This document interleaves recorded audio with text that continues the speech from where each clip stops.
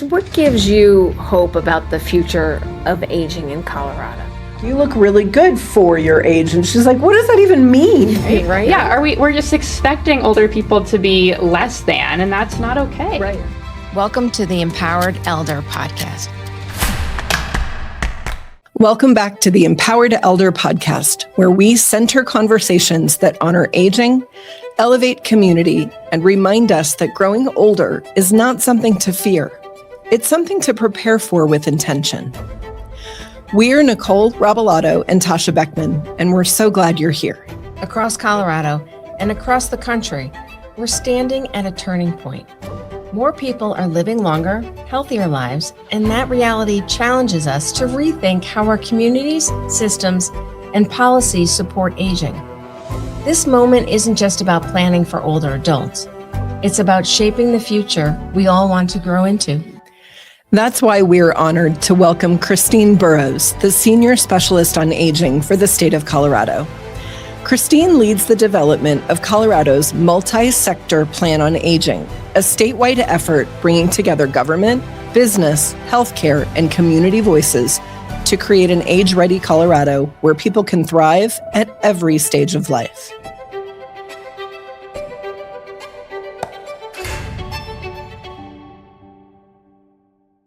All right. So, Kristine, before we dive into the statewide plan, tell us a little bit about your journey. Yes, I'm relatively young, I think, for my sector, which is kind of fun and exciting. I went to school in Oregon. I grew up in Denver originally and went to school in Oregon. Thought I wanted to go to PT school and started working in a clinic specifically for older adults. And I realized that direct care just wasn't my thing. I was really frustrated at all these sort of systemic issues that I was seeing in the clinic. It was a clinic specifically for adults 50 and over.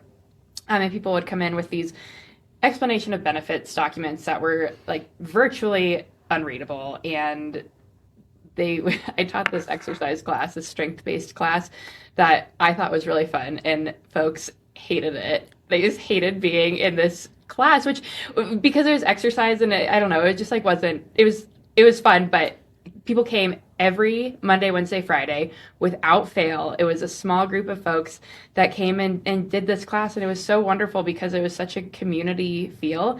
And I was so frustrated that this was such a community engagement activity that people came to religiously and hated what they were doing. And so I wanted to figure out a better strategy to reduce social isolation. I mean, don't get me wrong, exercise is really important, but right. I wanted to figure out a better strategy to reduce social isolation and build community across generations that didn't feel so like mandatory, like exercise. And so I got my degree in public health. Went back to school, got my master's in public health, and really tried to look at this from a community-wide lens. How do we advocate on a larger scale for better communication about healthcare information, better access to resources around social engagement, urban planning, transportation, all these things that you all talk about so often, like that it's just hard to navigate. How I wanted to do that on a bigger scale. Definitely became a passion, and now seeing you in the aging space. And I'd like if you could just talk a little bit about Colorado is aging quickly. Can you give us a little bit of a background as what's driving that aging shift and how did we end up in this space? Yeah. So Colorado has historically been a very young state. In the 70s and 80s, we saw a ton of folks moving into Colorado in their 20s and 30s, and they were coming to Colorado for jobs and recreation, right? We wanted to ski and we wanted to go to work. And so because Colorado is great, I mean, you both know that quite well. I'm from Colorado, we all three know that Colorado is fantastic, and so does everybody else. And so all those folks that were in their 20s and 30s in the 70s and 80s are now in their 60s, 70s, 80s in 2025. Mm-hmm. And so we are seeing, it's not necessarily that we have a lot of older adults, it's that we're seeing a really rapid rate of change. And so all of our systems have really been geared towards this younger population, and now we're getting older quickly. Mm-hmm. We're seeing a lot more people being older. I read somewhere that in 2022, people over 60 outnumbered those that are 18 years old. I mean, that's fascinating. It is. It's super fascinating. And I think it it highlights a lot of the systemic changes and challenges that we're seeing, obviously with education and higher ed, seeing significantly decreased enrollment. We're seeing a significantly increased need in older adult care and older adult resources. I think that just paints that picture more, I think, aggressively, that we need to restructure our systems. Yeah, we were talking about it earlier in the office today, that it's like, okay, we plan for today with our blinders on, right? And we're not really good as a community to think ahead. So what do you think has driven, besides that inability to think ahead, what do you think has driven you to really head up this approach within the state? I think we're at a position where we have to get creative. And a lot of times in state government, we put out a fire. And right now we're sort of looking down the barrel of a fire, recognizing that we just don't have enough money in our budget. We don't have enough resources in place to kind of solve these structural inconsistencies within our demographic, within our population. And so that's where I think that impetus for looking down further than just this right now moment is going to be really critical. And it is hard to look further down than this right now moment, because there's a lot of things to do right now. There is a lot. Absolutely. Yeah, we got a lot of things to do now. We got a lot of things to do in a week, a month, a year, a decade. And so figuring out how to prioritize gets kind of challenging. But that's where my job gets really fun, is that I get to prioritize the 10-year. So with that, where do you see the biggest opportunities for the state's older adult population as it grows? So we just released our multi-sector plan on aging, which is a 10-year blueprint for how we want to structure all of the infrastructure in Colorado to support us all as we age. And when I say infrastructure, I think about the physical and built environment infrastructure, housing, transportation, et cetera. I think about healthcare infrastructure, social infrastructure, economic and financial infrastructure. There are all these little pieces that need to fit together in a more meaningful way. And so within this multi-sector plan on aging, we have 5 goals. The first one is age-friendly communities. And so that's really targeting how we can make sure that all of our communities at sort of any level, whether that's street, neighborhood, city, municipality, county, whatever, is age-friendly. It means it's accessible to everybody, regardless of age. And I think about that, again, from that sort of built environment, the tangible standpoint. And I also think about it from the intangible standpoint. Do you feel respected in your community? Do you have access to the information that you need to do things in your community? Do you have access to civic engagement opportunities? Things like that. How are all of the pieces that fit our communities together accessible to everybody? Healthcare is another goal. Long-term services and supports. I know you all talk a lot about long-term care and making sure you can access long-term care appropriately. I think a lot about Colorado's economy and what this shifting demographic looks like for our workforce. I could get on a soapbox about the retirement age being 65, and many people have heard the soapbox before, but this was something that was put in place as part of the New Deal in 1935 when our life expectancy was 67 years old. So we're gonna retire at 65, live 2 years in leisure, and then die at 67. Now we live Not anymore. Yeah, we live until over 80. That's our life expectancy is over 80 now. And so there are a lot of people who want to work and need to work past 65. And so this sort of arbitrary retirement age isn't doing anybody any good if we want to work or need to work. And our economy would just totally collapse if we weren't utilizing the skill and expertise of older workers. Especially from the increase of population of the aging population in Colorado. Right? Oh, absolutely. We're shooting ourselves in the foot. Yeah. I mean, we were just talking about the shift of having more 60-year-olds than 18-year-olds.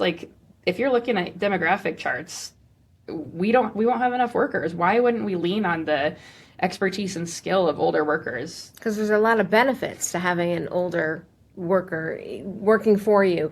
Can you touch on some of those benefits? Yeah. Well, skill and expertise obviously is one. The other thing is that we do a lot of is myth busting around the older worker. A lot of people think that older workers are more costly, and that really isn't true across the board. I think a lot about medical premiums, for instance. Someone over 65 or an older worker probably doesn't have dependents that are, they're paying premiums out of for their health insurance or their employer paid health insurance. A lot of older workers want flexibility, and so they might give up, an increase in salary for more flexibility. A lot of older workers want to work part-time. A lot of older workers want a job share. So there are strategies, I think, to make it not as costly as people sort of envision it being. But you're also paying for what you get what you get, right? Like, you're going to get a really knowledgeable, really experienced, skilled, creative worker, and if they're older, all the better. You get a lot of multi-generational workforce. There's tons of research that says it's good for business, it's good for company culture, it's just good for the environment. What about when people say, well, somebody who's in maybe an older generation, they may not stay on the job long. How do you combat that? I tell them the facts that everybody, on average, regardless of age, the average time spent in a job is 5 years. So whether you're 65 or 35 or 45 or 55, you're probably going to be in that position for about 5 years. That's true. And my mother's in her 80s, and she's back in upstate New York, but she works part-time, and she works in a school. So, and she doesn't have a teaching background, but she loves being there. It keeps her motivated. She goes in a couple of days a week, and it just keeps her vibrant and just going. And I just see the benefits from that exactly what you're speaking to. Well, and what a great mentoring opportunity that students get to see your mom thriving in school and see what an empowered older adult looks like in the workforce. I mean, I think that's one of the things that I'm really passionate about, is teaching from a young age the value of older people. The wisdom. The wisdom, the creative energy, just the value that people bring. We unfortunately see a lot of implicit bias and explicit bias, quite frankly, especially in younger people towards older people. And I think whatever we can do to combat that is helpful in bringing our communities together. I think they think they're going to get away with things, and then she comes right back at them like, oh, okay, I better behave. Like they weren't expecting that. I think like what you said is they have this expectation of how she's going to respond, and she's like, oh no, that's not how we behave, right? Right. Right. And they're like, okay, and then they come in and they give her hugs, and it's just such a great experience for them and for her. So I really see what you're saying, and it's an amazing thing. Yeah. So the initiative is the multi-sector plan. Mm-hmm. So what is encompassed within that thought process? Multi-sector plan is so government-y. Yep. Which is why we got to dig into the details. I know, we got to dig in. This is a sort of nationwide initiative. There's 36 states that are in some sort of process of creating a multi-sector plan on aging. So that was one of the reasons why we named it the multi-sector plan, is to get a little bit of clarity on what it is with other states. The other thing is that I really like the term multi-sector because I think it highlights that this is not just a government initiative. We don't have enough money. We don't have enough resources. We're not fast enough at figuring out how to re-swizzle all this infrastructure. Mm-hmm. We need the business community involved. We need nonprofits and community-based organizations involved, philanthropy, higher education, education in general. I mean, we're talking about kids understanding the value of older people. We need all hands on deck to figure out how we can structure Colorado to be a really great place to age. And so healthcare is a big one too. And so when I say multi-sector, I really think about how we can target our for lack of a better word, sales pitch on getting organizations to understand the need and the value of engaging in this type of work. Is it hiring older workers? Is it creating a better healthcare ecosystem so that we have more trained providers in geriatric care? So at the higher level, you're talking about change management. For sure. Right? Yes, very much. So one of the kind of tenets of change management is you have to have followership, not just leadership. Mm-hmm. And it seems to me that historical initiatives have been top to bottom communication. And really what I'm hearing you say is it needs to be 360 degrees. So we have to have consumer input. We have to have those perspectives. We have to have public and private sector. We have to have all the players sitting at the table to really talk through this. So what does that path look like in terms of how do you get the education out? How do you get the involvement to even just like activate? Well, my favorite part of my job is talking to people and getting to engage with communities all over Colorado. A couple weeks ago, I was in Arapahoe County, in Greeley, and then in Jefferson County and in Golden, and throughout the course of the day. And it was just the best day because I get to hear about what is happening across Colorado. What's working on the Eastern Plains is not necessarily going to work for a rural community in the mountains or Denver.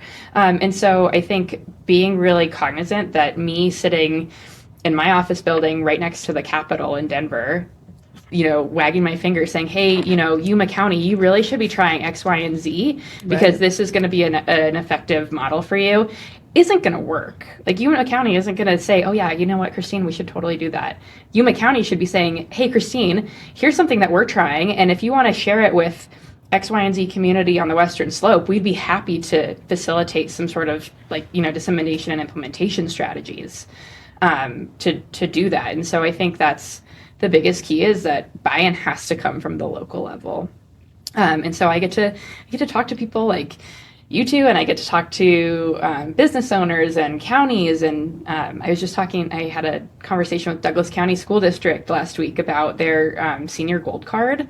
If you're not familiar, this is a really cool program. They offer a card to older adults in the community to access tickets to fine arts programming and sports and all these different school events across the district.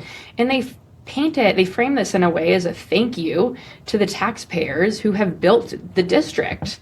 And I think, which is like such a beautiful way to frame it, because I think we often think about just sort of the drag that older adults have on like our budget and our tax base. And I think what a beautiful way to celebrate how older people have contributed to the economy over the course of decades and have built this, fabulous ecosystem that we live in.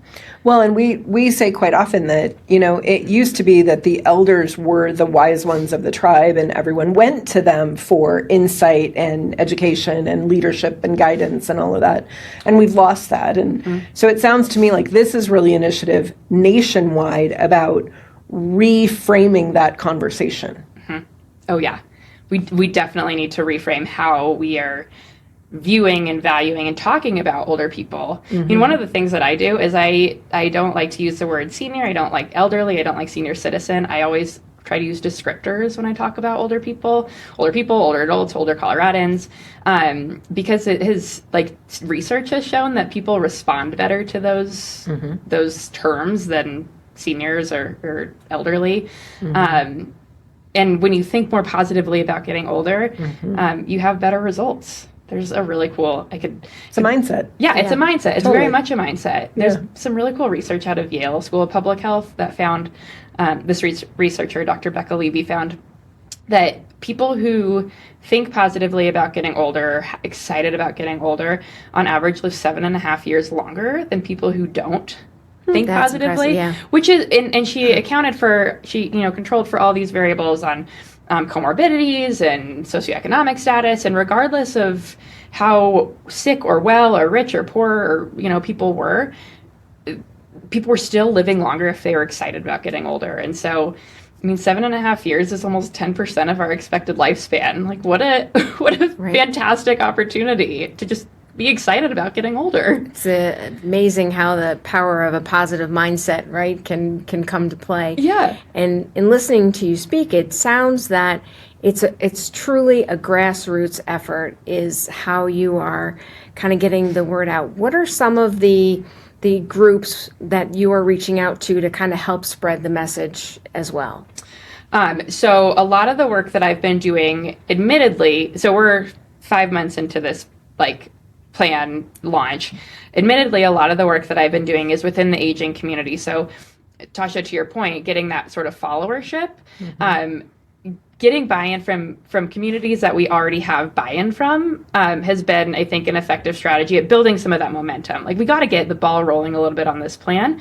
And then I'm starting to talk to business owners like you two, where like we can talk about urban planning and housing and land use and zoning and all of these cool things that are going to be really meaningful for older adults. And so talking to Vistage groups and talking to networking events. I'm all over the board, like anybody who will listen to me wax poetic about how great it is to age and what we need to do to make sure Colorado is a really great place to be as we get older I'll talk your ear off. But it's super expansive, right? Yes. The need and the conversation and all of that. How do you narrow it down and set realistic time-based goals for measuring the KPIs, measuring the key performance indicators to say it's a 10-year initiative, but where are we at month 5? Where are we in 2 years? Where are we at 36 months? Whatever it is.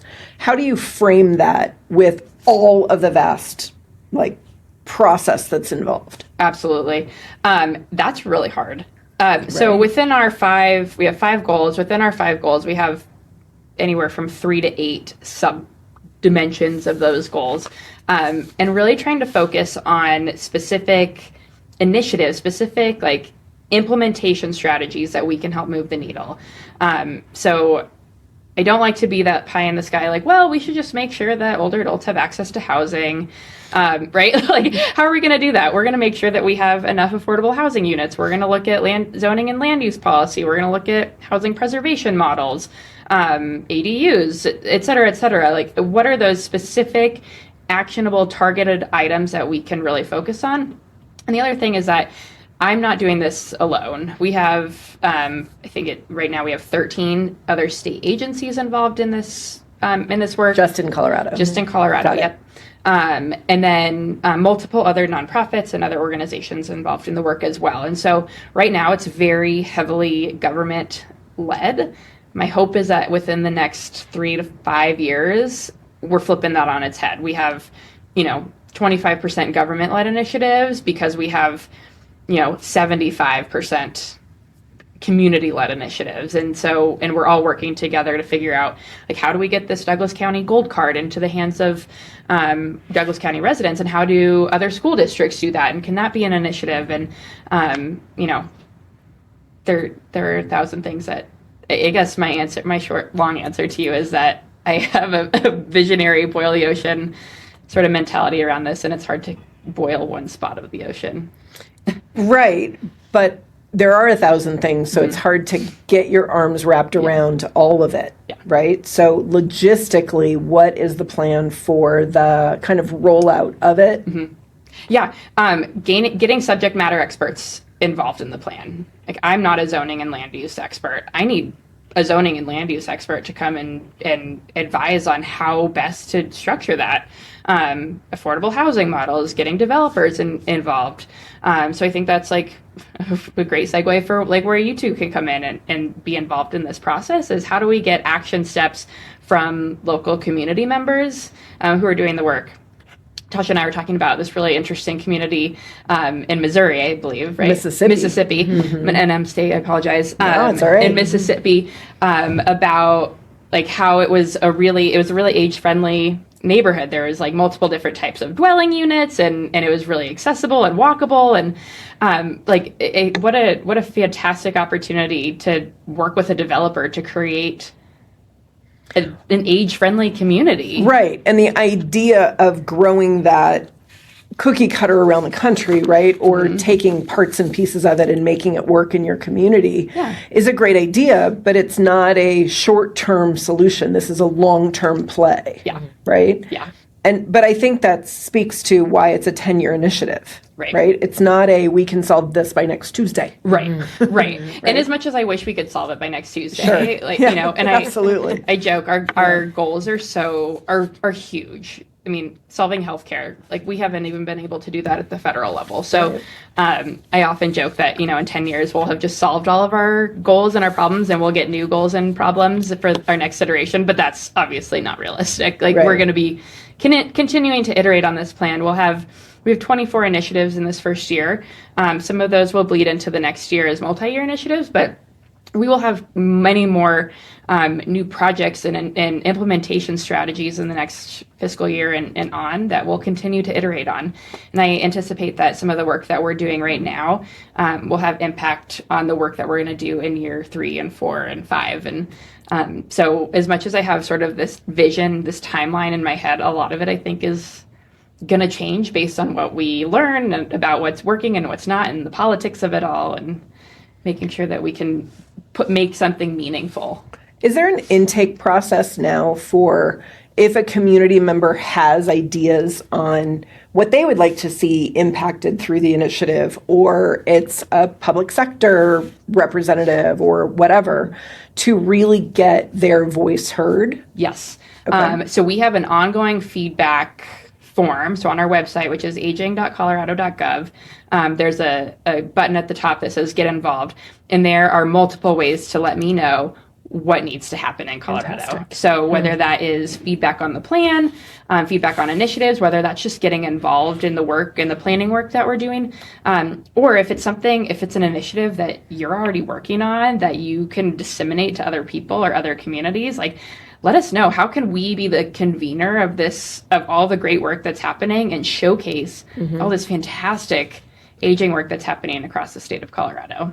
It's kind of like you look and there's 5 strategic goals and it just looks like, oh, there's just 5, but there's so much minutia that goes into that it can seem Right. overwhelming, but Right. having that plan and getting others to step in and help out makes it seem like it's doable. And Yeah. it's, we all come together and work, but having that plan and that foresight is definitely, and having ability for people to kind of step in and volunteer and want to help with that is great. Yeah. My project plan is, I think, like 1,000 lines. My project planning document is like 1,000 lines of to-dos and with different dates, and I never show that to anybody because they're like, oh my God, how are you ever going to do this? One step at a time. One step at a time. Yeah, you eat the elephant one bite at a time. Yep. So yeah. Yep, depending on the size of the elephant. That's right. That's exactly right. But this is a pretty big elephant. Yeah. Hopefully we have multiple people, Yeah. working Right, on right. that elephant. Right. No, that's perfect. When we talk about when people are aging, it's not just a personal journey. It's more of and we were talking a little bit about this, it's a community responsibility. What systematic challenges do older adults face most in Colorado? Ooh, from a community standpoint, I think it's that engagement, admittedly, and I think especially COVID did us no favors on this one.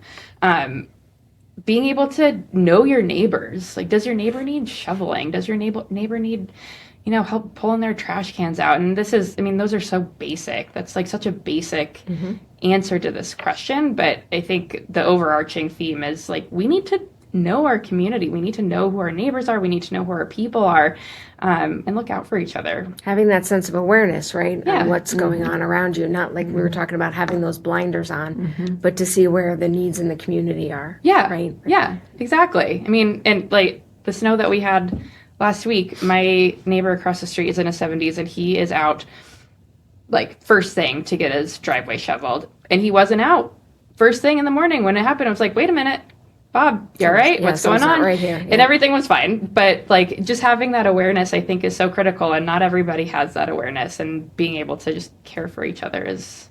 Well, and it comes down to, do I live in a house on a street, or do I live in a home in a community? Right? Right. Because the neighbors don't interact so much. People live there, but they drive into their garage and close the garage door and they go inside and you never see them. It doesn't matter what the weather is. Yeah. Right? Yeah. And then there are others that sit out on their front porch and they say hi to everyone and they have garage sales and they walk their dog and, they're communicating. Yeah. So it's really a difference, right? Yeah, it's so powerful. What a powerful, statement of your community that you know everybody's names. I mean, shoot, names are an easy one, but so Or meaningful. recognize who lives there. That's Yeah. right. Yeah. Oh, they belong. Yes. Yes. Yeah.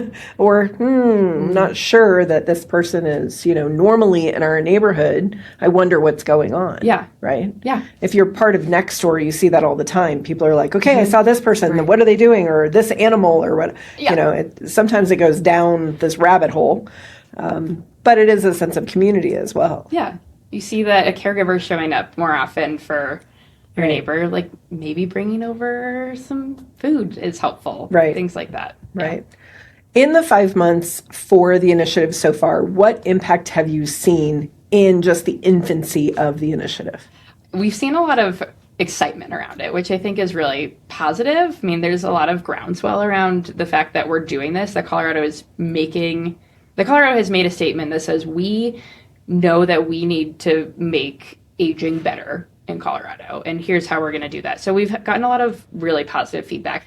From an initiative standpoint, from like the specific work that's going on, we've had a couple of really exciting wins. One of our initiatives is from the Colorado Department of Labor and Employment. They're working on it's called the Longevity Talent Pipeline Report, and they're basically looking at quantifying and qualifying the value of older workers and like what older workers mean to our community and our society and commerce and economy and all of these things. And they just got a big grant to do this work, which is really exciting. Nice. So excited about that one. We are looking to partner with some folks up at CSU to do, this is, I think, one of my favorite initiatives, and I know I'm not supposed to pick favorites, but I just think it's so fascinating. It's like kids. I know. I don't have a favorite child, I promise. My kids claim that I do. Yeah. Is one of your kids the Wi-Fi password? No, but maybe some others. My husband is my in-laws' Wi-Fi password, and so we joke that he's the favorite. But one of the things that we're trying to work on with CSU is like a program or a system where you can plug in all of your information about like all of your needs, whether that's economic, community, social, healthcare, etc. And it'll give you some like meaningful, objective feedback about what next steps look like for long-term care. Wow. Like if you plug in all your information and you say, I need help with X, Y, and Z, and this is my finances, etc. What do I need? And it might pop out and say, oh, you know what, you probably could use home care twice a week to help with these activities. Or it might say, you know what, based on your finances, memory care, a memory care unit is maybe more cost effective than having somebody come into your home 24/7. Things like that, because right. those decisions are so hard and so emotional. And my goal with this project is that if we can take all of that emotion out of that like first step of the process, like objectively, this is probably your best option and this is the next best option. Can we come up with a system that'll do that and then bring that emotional support back in, bring in the social work teams and the case management teams to talk about what that really means, like from that sort of heart and soul standpoint of like, what does it mean to bring somebody into your home, or what does it mean to move out of your home, or, you know, whatever that mm-hmm. support might look like. It can be really challenging. And so we want to make sure that it can be done with grace and dignity, and try to make that process a little easier because it's hard. And talking about those options, and that is the reason why we are here today, exactly. is because we want to talk about the options before they are no longer options, right? And having those conversations when you're not in crisis mode, right. and you're not having to make a decision in a panic mode. So mm-hmm. here, just kind of having the conversations, and it's okay to talk about them now and not waiting until it's a crisis, right? So that's the reason why we have this conversation. Well, I think that's so important because people are just so fearful about it, which I totally understand why it's a fearful conversation, but putting it off doesn't make it any less fearful down the line. And so, well, and a lot of times you're afraid of what's on the other side of the door until you open the door. Mm-hmm. Yeah. Right? And so this is all about opening the door to mm-hmm. understanding what are my options, and do I have a choice in this, and who's making the influence on my choices, and logistically what does it look like, and all of that. Right. Yeah. People feel like mm-hmm. they're losing their independence and, mm-hmm. and their dignity, and I think we can make it so that doesn't happen, and there are tools out there to help with that. But people often don't want to face it because. As you're having all of these conversations around different communities in Colorado, are you seeing some overarching themes of systemic problems that we have that we're trying to solve for? Uh-huh. I am. I would say the 5 goals are kind of a big, like, sort of overarching. Sure. But one of the projects that we did earlier this spring was a journey mapping project. And if you're familiar with journey mapping, you basically are looking at like the emotional and the physical journey that it takes to maybe get into the aging system. Or any system. We did aging, of course. And so what does it look like for somebody to access resources and services in on the Western Slope versus the Eastern Plains, or in like rural mountain communities and things like that? And one of the things that we found was that a lot of the challenges were vastly different across different geographies. Like I think about a lot on the Eastern Plains, we have a lot of farming and ranching communities, and a lot of folks are worried about legacy. Like a lot of people don't have children or family members who want to take over their farms and ranches. And so like, oh my gosh, what do I do with, like, this is all of my life's work. This is where my livelihood comes. Like, where do I, like, how do I do that? And so that's like a big, that's a really big challenge to overcome. When you think about like communities in like Carbondale or Aspen, we had a community member who was talking about how he considers himself land rich, cash poor, because he lives in Carbondale and he has this beautiful property, and he's worked in the recreation industry his entire life, and now he's retiring and he doesn't want to work full time in the recreation industry anymore, but he doesn't really have a lot of savings to sort of get by.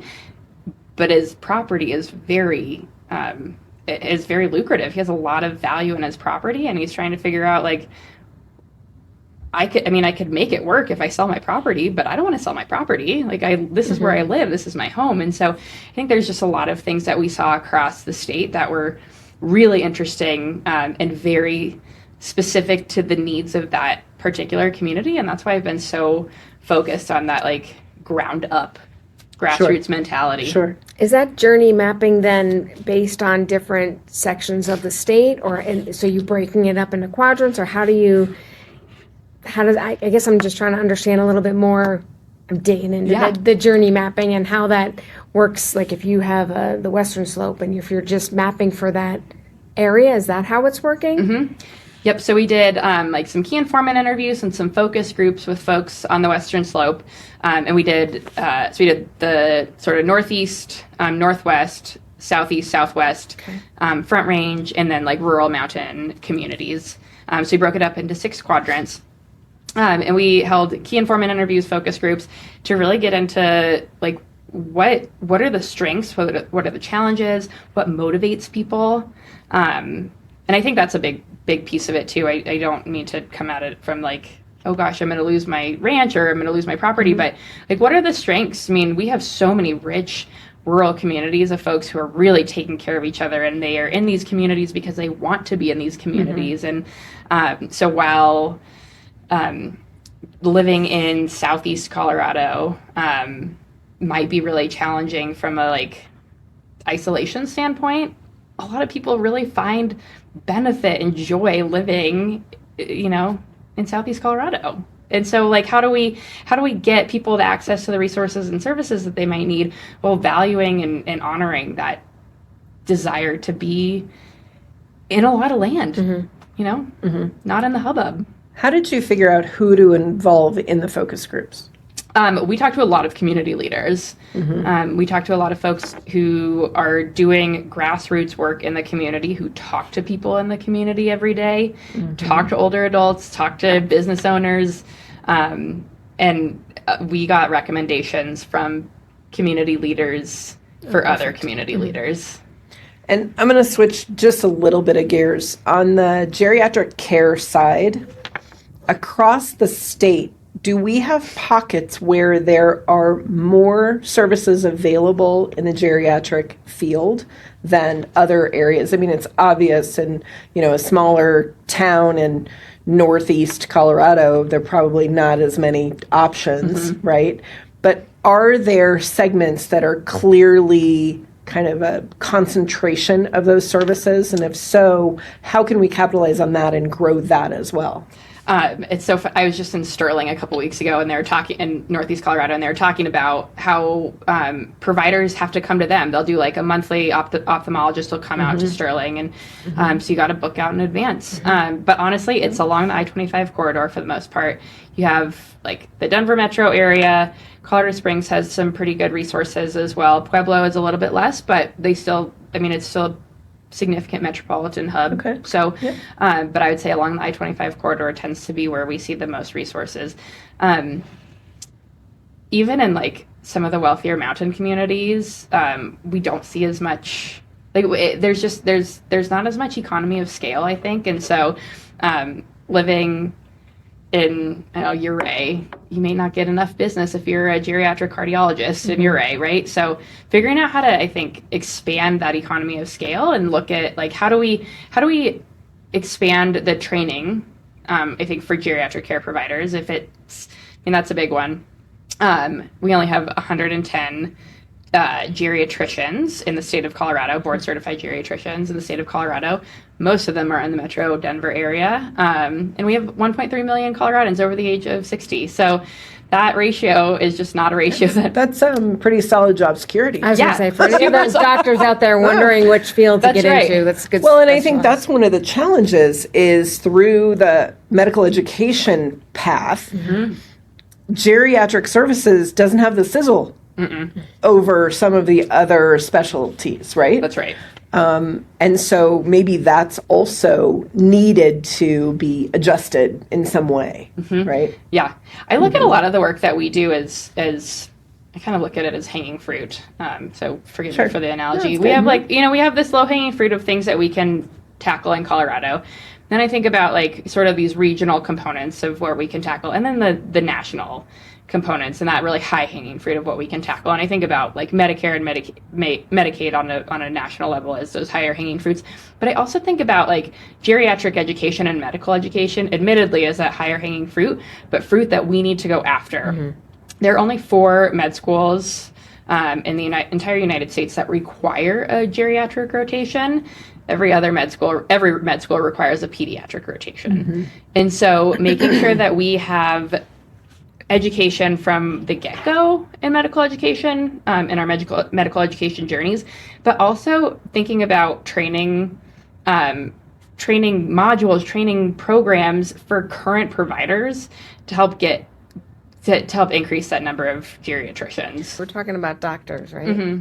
We're talking about being behind the bell curve. Dragging from the kind of age population in the aging charts. Oh, they all want to be orthopedic surgeons at handling ski accidents. That's where they think it's all the glory and the joy. Surgery, exactly. Well, they're making a lot more money, that's for sure.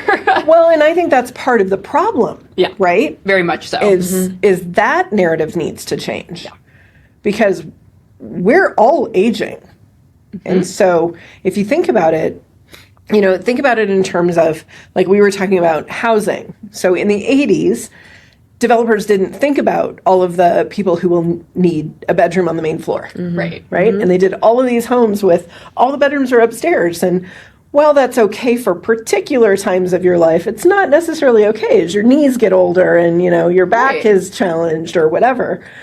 And so we have to pay attention to the population and the aging of that population, which is why I think this whole initiative is phenomenal timing.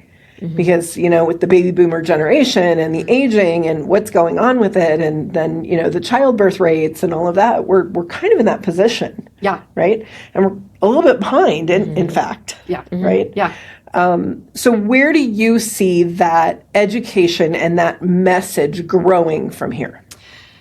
Well, CU, Ann Schutz, is doing a ton of really great work to improve education for providers, whether that is new providers. And when I say providers, I think about the clinical, like your regular general practitioner. And I also think about specialists, PT, OT, speech, nurse practitioners, paramedics, like all of these, and then the specialties like cardiology and all of these other orthopedics, all these other components that we need to take into consideration. Right. So Ann Schutz is doing a ton of really great work to get training into the hands of new providers.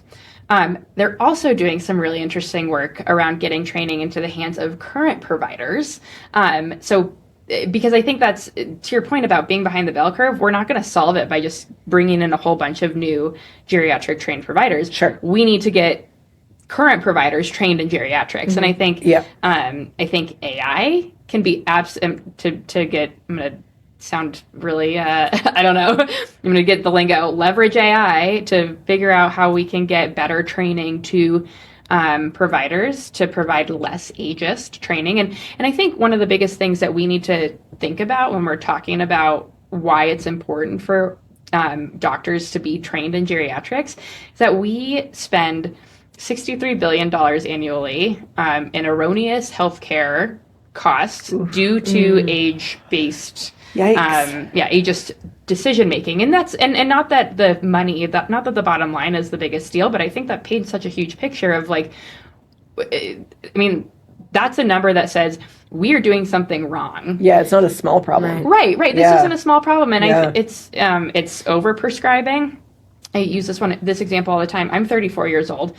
If I go into the doctor with high blood pressure, my doctor's going to say, hey, maybe exercise a little bit more and stop eating so many salty snacks. And when my dad goes in, my dad is 78, if my dad goes into the doctor with high blood pressure, they're going to offer him a beta blocker. It's a little different story, huh? It's a different story. There's this sort of like, you can't teach old dog new tricks mentality. And I think that's a really easy example of ageism in healthcare. My dad could absolutely learn new tricks and eat better to get his blood pressure down. And have a walking regimen for exercise. Yeah. He can walk the dog a little longer. Whatever. Yes. Yeah. There's so that's just one example. And then underprescribing is a big deal as well. And I won't go into the nitty gritty of all this, but I think ultimately when we see these really huge numbers, we know that we have big issues to tackle. And so training general practitioners on hypertension and older adults versus hypertension and younger people, this is a good training module for how to treat high blood pressure, hypertension, and across the age spectrum. You had mentioned ageism, and I love your perspective on what you're seeing. Is it still an issue? Is there still a problem with ageism? Yes, and I, although people know not to be ageist in my sphere, that's for sure. I think we see it all the time, and it can be a really small, I talk about it in a spectrum a lot of times. It can be something like really kind of seemingly innocuous as a ageist birthday card, like the over the hill birthday card, or whatever, all the way up to like, you look good for your age, which drives me totally crazy. You look good. Yeah, right. Yeah. Period. In fact, my mom says that. My mom is 88. Yeah. And she even says when she visits the doctor, they're like, you look really good for your age. And she's like, what does that even mean? Right. Like, what am I supposed to look like? Yeah. We're just expecting older people to be less than, and that's not okay. Right. Yeah. Which then leads us to, get to more like really staggering examples of like age discrimination in the workplace, which impacts people's livelihood and their ability to care for themselves and their family and maintain, basic needs. And so I do a lot of work around ageism. I do a lot of trainings around ageism and making sure that we can talk about aging in a positive way and recognize the value of older people and how truly destructive ageism can be and how truly beneficial having this age positive lens can be on the individual level and on the community level. How did you get into this space being so young? Because you're relatively young for this whole conversation. So how did that, like, bringing it back full circle a little bit, but how did that even happen? I don't know, by accident, which is such fair. I don't know.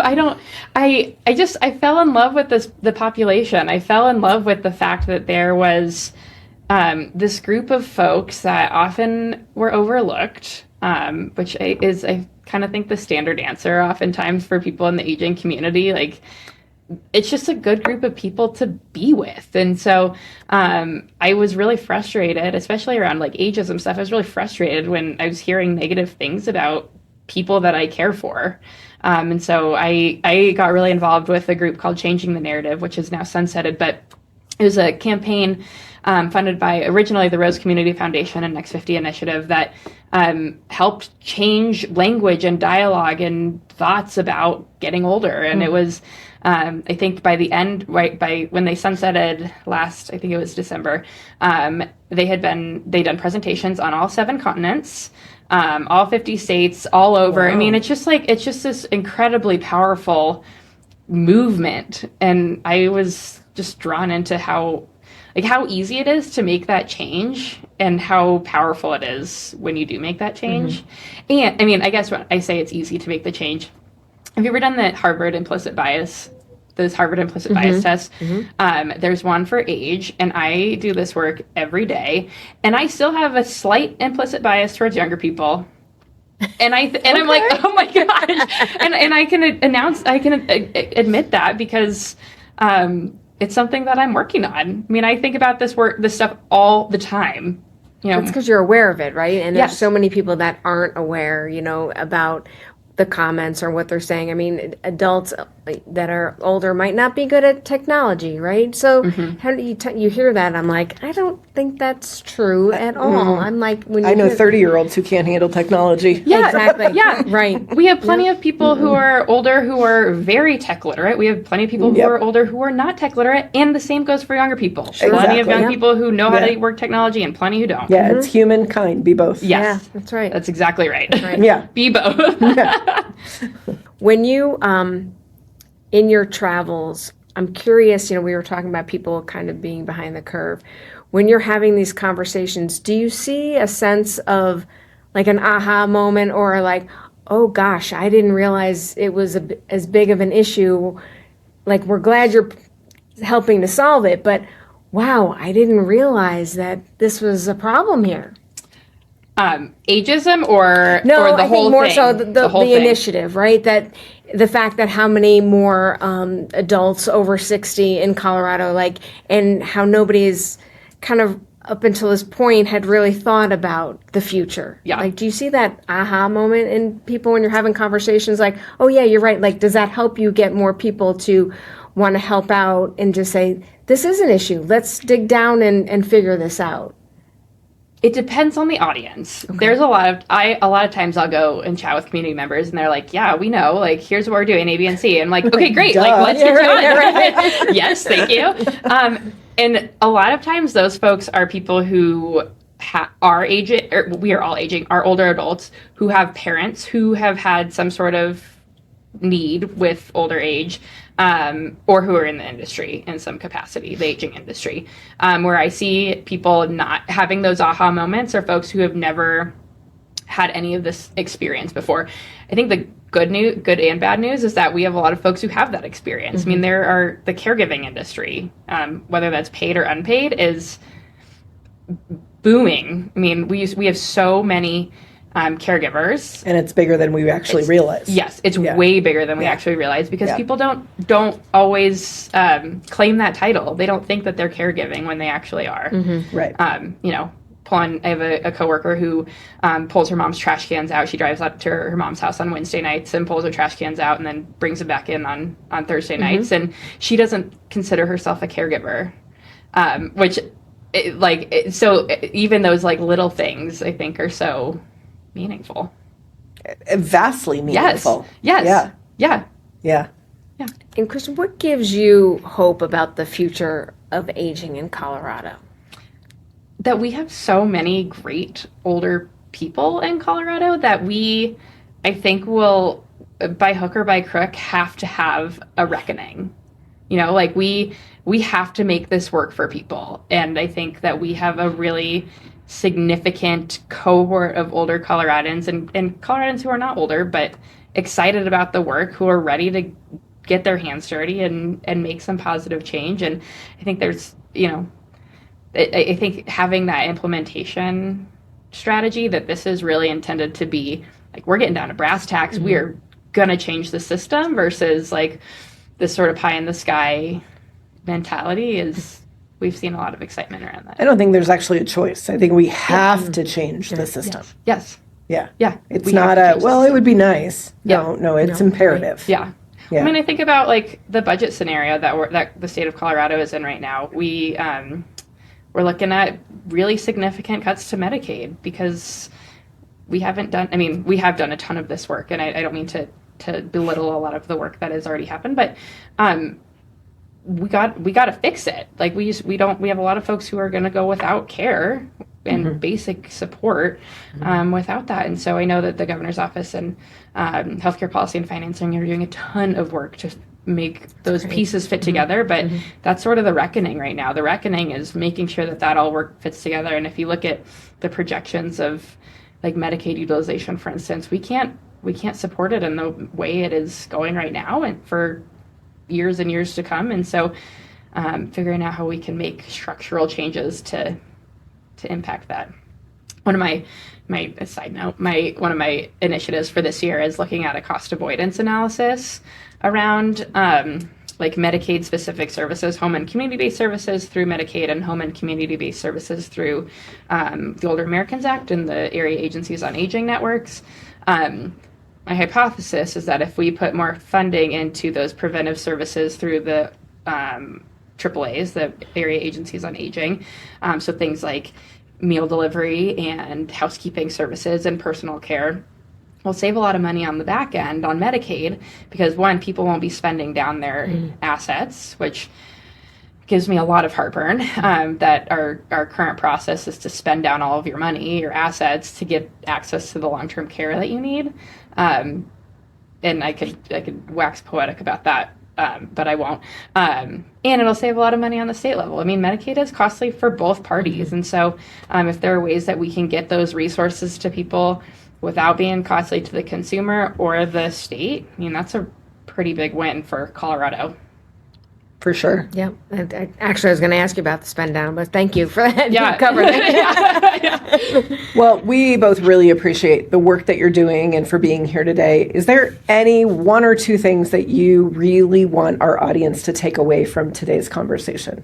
I want people to get involved. Like I can't do this alone. I have, it's me and some project management folks on my team and the Colorado Commission on Aging, which is the advisory body to the multi-sector plan on aging. And so we need all hands on deck.